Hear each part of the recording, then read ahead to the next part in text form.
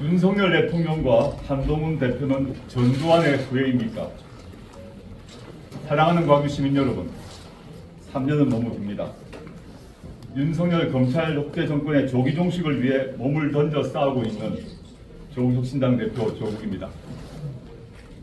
언제나 광주에 오면 마음이 푸근합니다. 광주 시민들은 여러모로 부족한 저를 늘 넉넉하게 품어주셨습니다.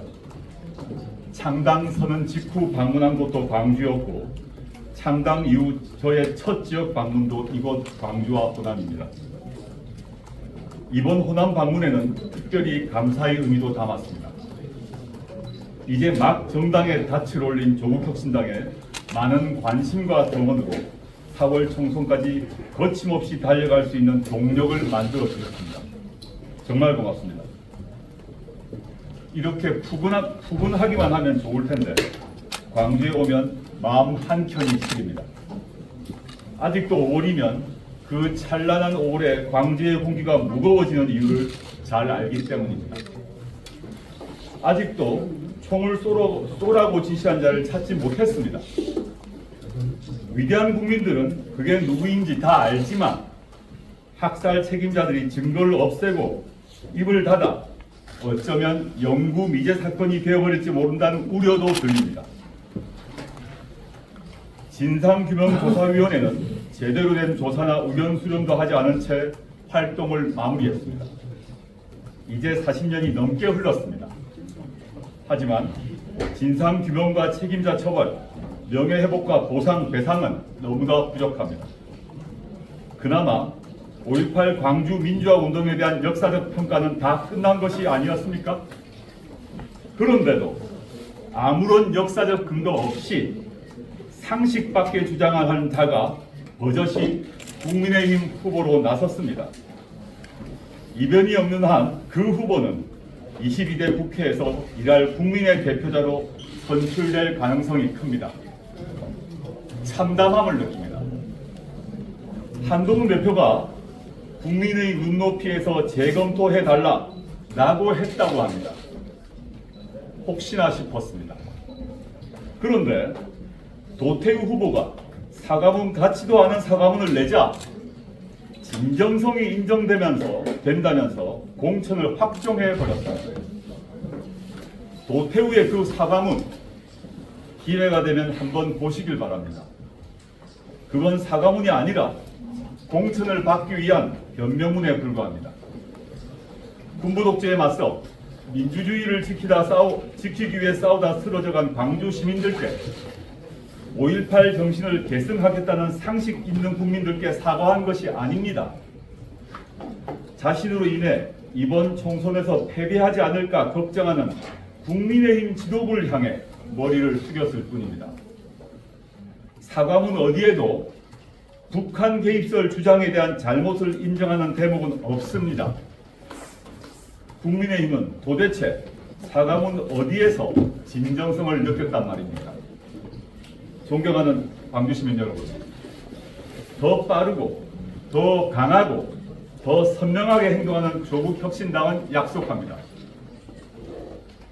윤석열 대통령과 한동훈 비대위원장은 자신들이 전두환의 후예라는 사실을 자인했습니다.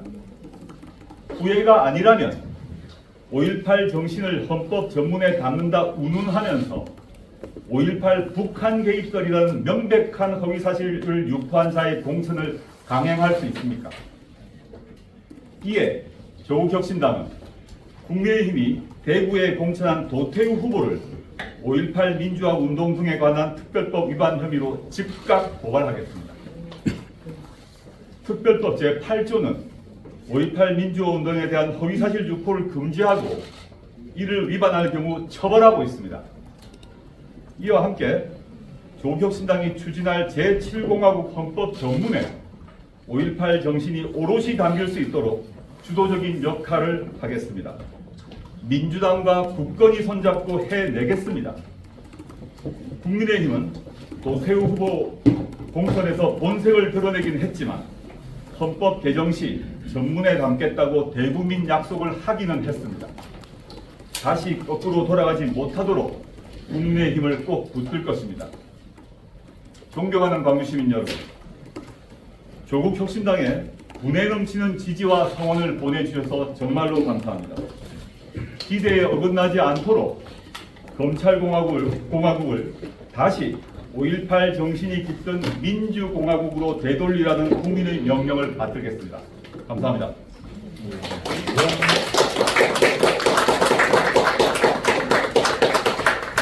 응답하기 전에 오늘 같이 오신 분들 소개를 하도록 하겠습니다. 먼저 조국혁신당 광주시당위원장을 맡고 계신 은우군 교수님입니다. 오늘 가까이 오시죠. 오시면 순서를 할 것 같은데 여기 이제 1호로 우리 이혜민 후보입니다. 미국에서 구글에서 오랫동안 근무하셨고 당에 합류하기 위해서 여러 가지 본인이 갖고 있는 각종 혜택을 다 포기하고 오셨습니다. 그다음에 사모인 서왕진 정책위 의장이십니다. 박원순 시장님 밑에서 서울연구원장도 하셨고 그 전에 대전항 포럼이라는 우리나라 정책 관련 전문 단체에서 상임 집행위원장 하셨습니다. 저희 정책위 의장으로 활동하고 계십니다. 그 다음에 차규근 후보입니다. 아시겠습니다만은 법무부 출입국 관리본부장으로 있으면서 김학의 불법 출금을 막았는데 김학의 불법 출금을 막았다는 이유로 윤석열 검찰에 의해서 기소되었다가 1심에서 무죄 판결을 받았고 그 다음에 한동훈 법무부 장관에 의해서 직위해제를 당했는데 다시 소송을 하여 직위해제 소송에서 승소를 하셨습니다. 차규근입니다. 반갑습니다. 그 다음에 우리 배수진 변호사입니다. 지금 사적으로는 제가 청와대 민정수석실에서 저와 같이 근무했던 경험이 있고요. 정당 활동, 민주당 활동 오래 하셨고 청와대 경험, 그 다음에 이번에 저희 조국혁신당에서 당을 창당하는 과정에서 많이 도움을 준 유능한 인재입니다. 자, 5.18 정신을 헌법에 담도록 하겠습니다. 광주의 딸! 광주의 딸입니다. 네, 광주 어느 구? 예, 경신여자고등학교 나왔습니다. 네, 그러시면 약간 뒤로 조금 갔다가 언론인 여러분께서 질문하실 때 소속사와 성함을 말씀해 주시고 누구에게 질문하는지 저에 대한 질문도 좋고 영입인사 또는 우리 위원장님에게 질문하셔도 좋습니다. 질문해 주시면 자유롭게 편하게 질문해 주십시오. 상담하겠습니까? 저희가 11일밖에 되지 않은 신생정당이고 저희가 많은 부분이 부족함에도 불구하고 아주 빠른 시간 내에 국민 여러분들께서 열화와 같은 성원을 보내주셔서 너무 감사한 마음입니다. 특히 광주 전남 또는 전북 호남 지역에서 특별히 많은 관심과 응원을 보내주셔서 저희도 참 몸둘 바를 모르겠습니다. 그 이유가 무엇일까에 대한 질문을 하셨던 것 같은데 저는 그렇게 생각합니다. 지난 윤석열 정권 출범 2년 동안 윤석열 정권의 무능, 무도함, 무책임함 등 때문에 많은 시민들이 마음속 깊이 분노와 실망과 울분이 쌓였다고 생각합니다. 그리고 그 많은 시민들이 앞으로 우리가 사랑하는 조국 대한민국이 어떻게 될 건지에 대해서 많은 걱정을 하시고 계셨다고 생각합니다. 이런 상황이 쭉 2년간 계속되어 왔는데 기존 정치권에서 그 문제를 정면으로 또 강력하게 단호하게 제기하는 경우가 좀 많지 않았던 것 같습니다. 물론 민주당이 범민주 진보 진영의 맏형으로 존재하긴 합니다만은 여러 가지 이유로 민주당에서도 좀 조심했던 부분이 있었다고 보입니다. 물론 근래 들어서는 일정한 변화가 있습니다만은 민주당은 중도층을 고려해야 하는 수권 정당이니만큼 신중한 행보를 또 신중한 언동을 하셨으리라고 좀 추측합니다.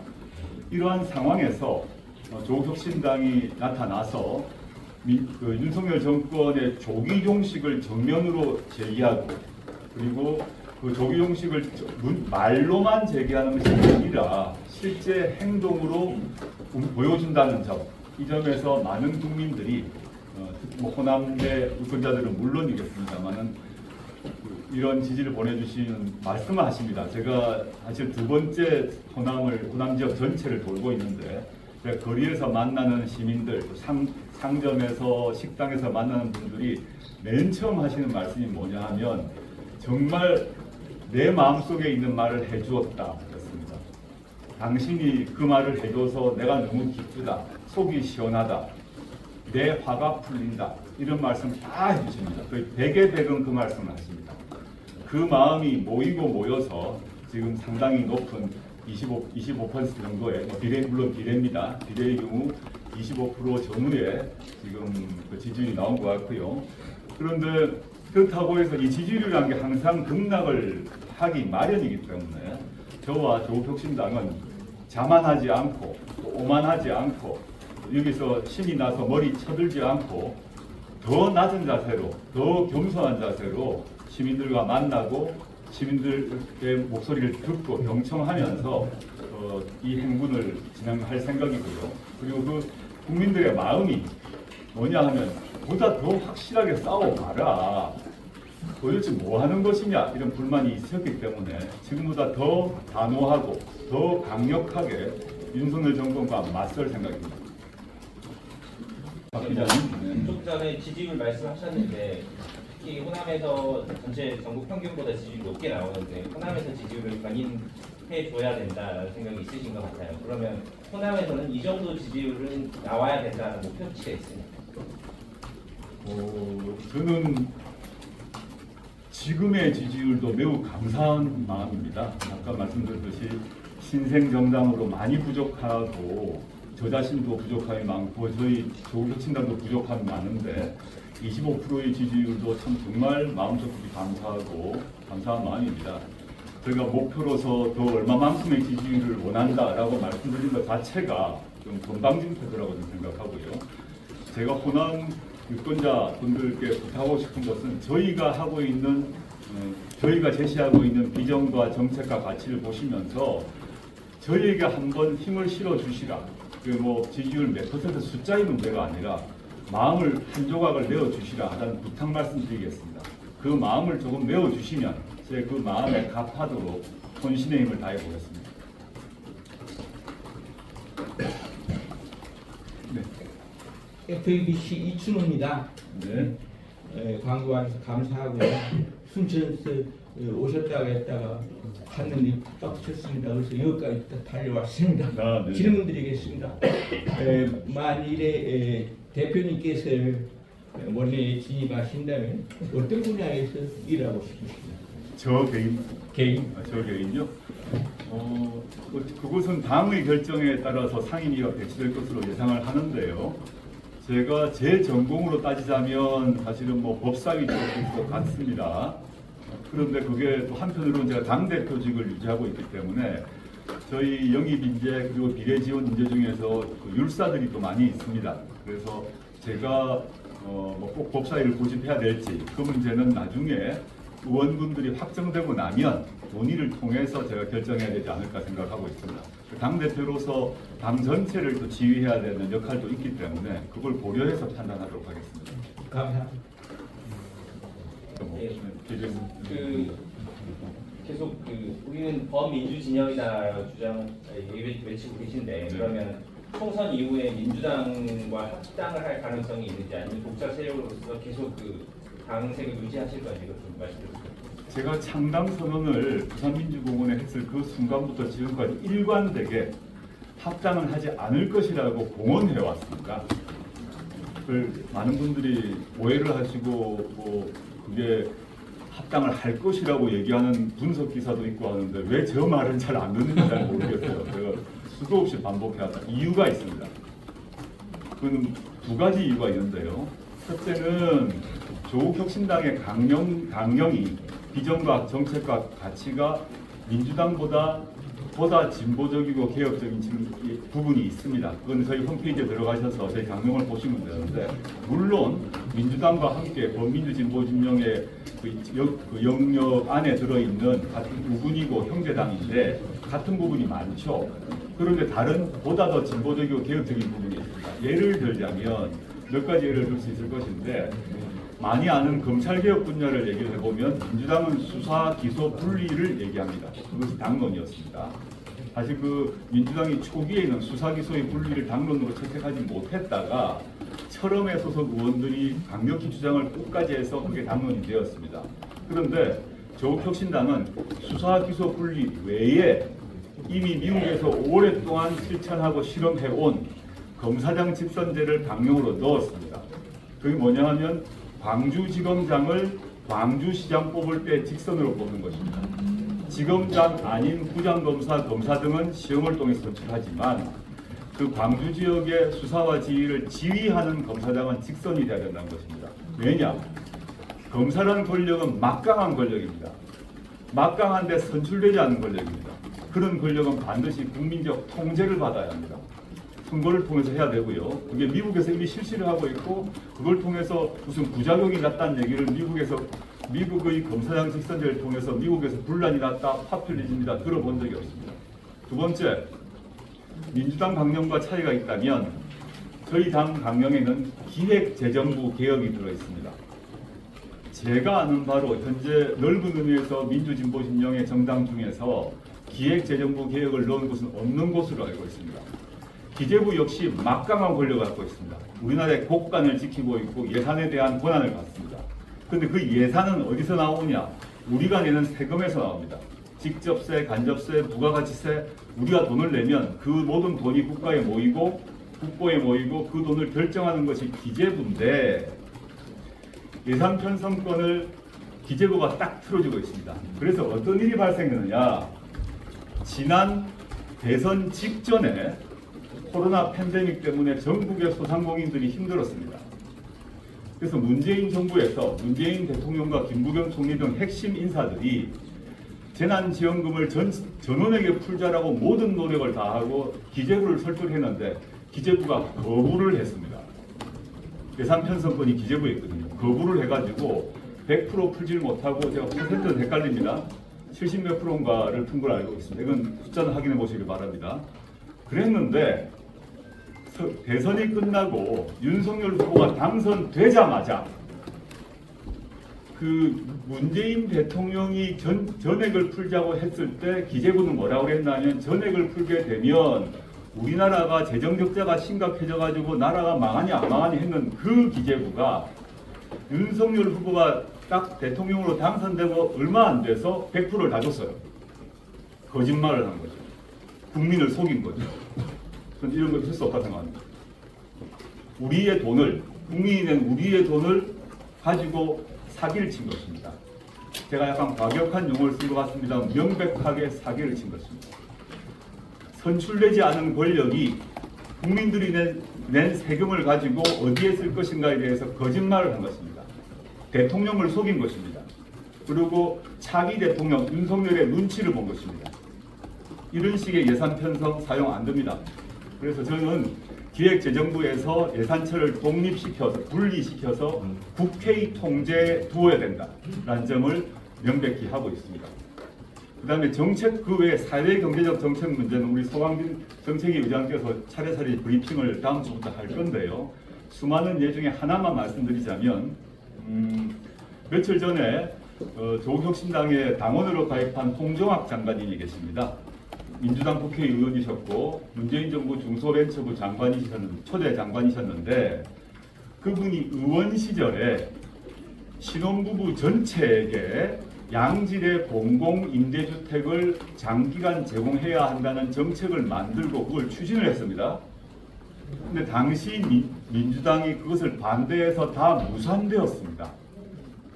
홍 장관님의 당시 계획을 보게 되면 우리나라의 예산으로 충분히 가능합니다. 신혼부부 또는 뭐 동거나 사실혼 관계에 있는 그 남녀의 경우도 포함될 것입니다. 그렇게 되게 되면 지금 우리나라 신혼부부들 같은 경우 또는 뭐 사실혼 관계에 있는 뭐 남녀 그 커플 같은 경우에 있어서 집 문제가 제일 큰 문제인데 그 문제가 해결됩니다. 그 문제가 해결되게 되면 출산 문제도 해결됩니다.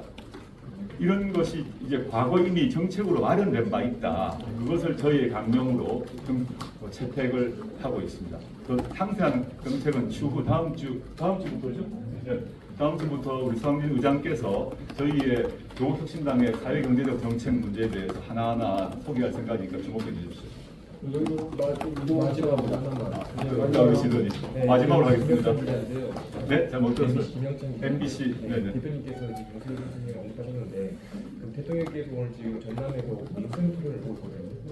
이게 좀 어떻게 생각하십니까? 저는 현재 윤석열 대통령이 벌이고 있는 전국을 돌면서 벌이고 있는 인생 토론은 전형적인 선거운동이라고 생각합니다.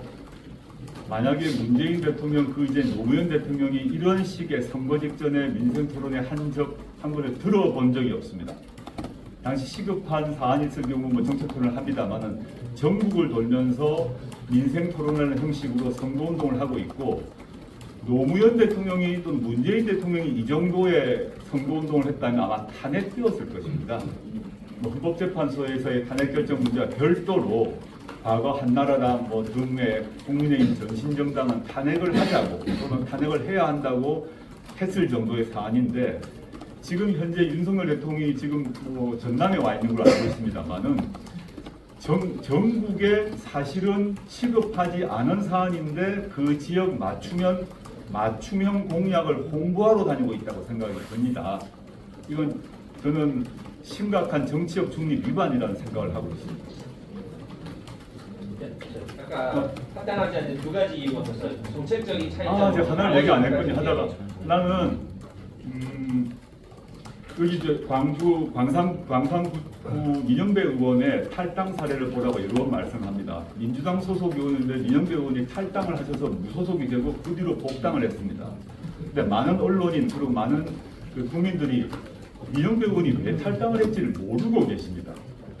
현행국회법상 안건조정위원회가 있는데 안건조정위원회에서 훌륭한 좋은 법안, 진보적이고 개혁적인 법안을 통과하려면 반드시 민주당 외에 민주당이 아닌 정치 세력의 자리가 최소 하나가 있어야 합니다. 그래야만 안건조정위를 할 수 있도록 되어 있습니다. 현행 우리 국회법상. 그 당시에 민영배 의원이 어쩔 수 없이 그냥 괜히 탈당한 게 아니라 그 당시에 특정 법률을 통과시키기 위해서 본인이 무소속이 되고 무소속이 되어서 그 법안을 통과시켰어요. 근데 만약 지금 현재 있는 21대 국회에 조국혁신당이 있었다면 민영배 의원이 탈당할 필요가 없습니다. 뭐 저든 여기 있는 영입인재든 입당인재든 그 상임위에 한 명씩 있었다면 그런 일이 필요가 없겠죠. 안건조정위가 만들어졌을 때 안건조정위에 항상적으로 저희가 조국혁신당 의원이 있을 거기 때문에 그 경우 민주당 또는 다른 민주진보 진영의 정당과 연합해서 진보적이고 개혁적인 법안을 보다 손쉽게 통과시킬 수 있다. 네, 그렇지 않고 합당을 하면 많은 분들이 그냥 따로 갔다가 합당하는 거 아니야? 그게 법안 통과에는 훨씬 좋지 않습니다. 이거를 알려주시면 좋겠다.